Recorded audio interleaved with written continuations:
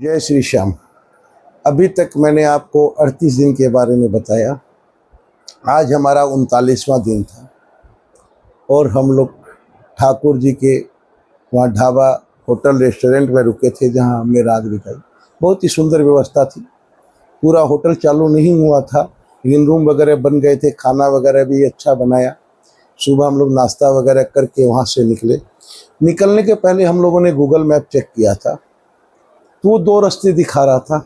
एक highway to highway Bharatpur निकल रहा था, भरतपुर ढोसा होते हुए आपका खाटू जाने के लिए, और एक वहाँ से रास्ता कट रहा था जो भरतपुर और गांव-गांव होते हुए माला खेड़ा वगैरह होते हुए आपका अजीतगढ़ होते हुए मुंद्रू होते हुए खाटू के लिए।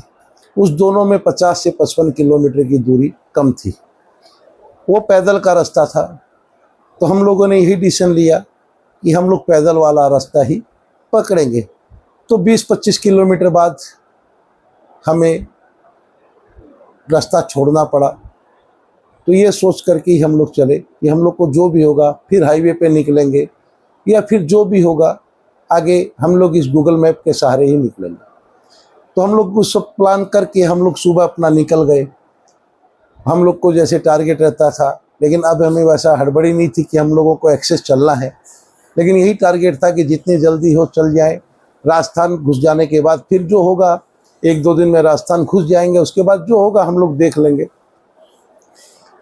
और आज शायद हम लोग राजस्थान में एंट्री कर जाए, ये प्लान करते हुए हम चल पड़े। और 2-2.5 घंटे बाद हाईवे पे एक ढाबा आया, वहाँ हम लोगों ने रेस्ट किया, वहाँ खाना वाना भी खाया। खाना खा के फिर शाम को हम लोग वहाँ से चल दिए। चलने के बाद गूगल ने एक रास्ते में गांव की तरफ हमें घुसाया। गांव शहर टाइप का ही था, तो उधर में हम चले। तो वहाँ हमें ढाबा मिलेगा नहीं मिलेगा ये सोच करके हम लोगों ने घुसने के पहले अपने लिए कुछ पैकिंग करवा लिया था, ताकि कहीं अगर नहीं मिला तो हम खाना वाना खा सके और जो आगे की व्यवस्था होगी देखेंगे। ये सब प्लान करके हम लोग चल पड़े। तो वहाँ पर एक धर्मशाला टाइप की लिखी हुई आई, गेस्ट हाउस टाइप का, जिसमें कुछ नाम लिखा हुआ था, वो नाम मुझे याद नहीं है। हमने उसका गेट खटखटाया, तो एक अंकल आंटी उसमें रहते थे और उनका वो घर था। उसी में उन्होंने धर्मशाला टाइप की गेस्ट हाउस टाइप का बना रखा था कि कोई भी प्रेमी या पर्यटक कोई भी आए तो वहाँ रुक सकता था। और भोजन की उनके पास व्यवस्था नहीं थी, चाय वगैरह वो पिला देते थे। और भोजन की अगल बगल में 1-2 जगह थी, उन्होंने बताई।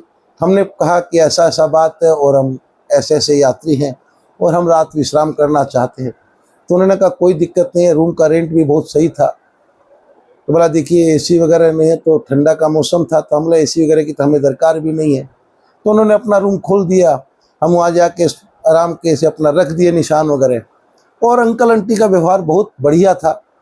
और उस दिन उस पूरी धर्मशाला में अंकल आंटी और हम 3 जन थे, हम और हमारे ड्राइवर साहब और कृष्णा।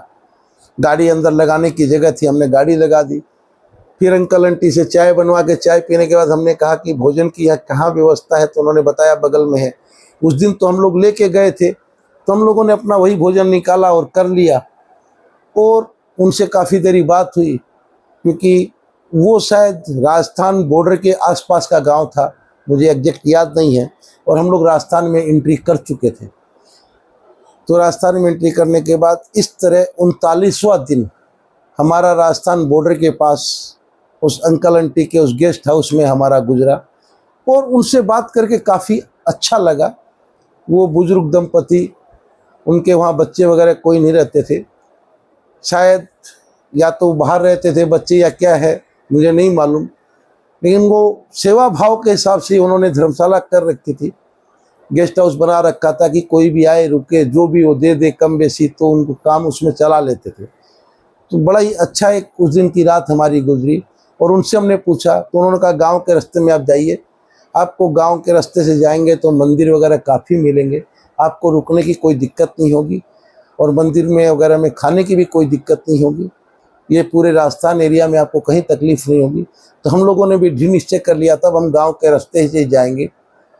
और इस तरह 39वें दिन की रात उस अंकल आंटी के घर पे हमारी गुजरी। 40वें दिन की बात कल के वीडियो में आपको बताऊंगा। जय जय श्री श्याम।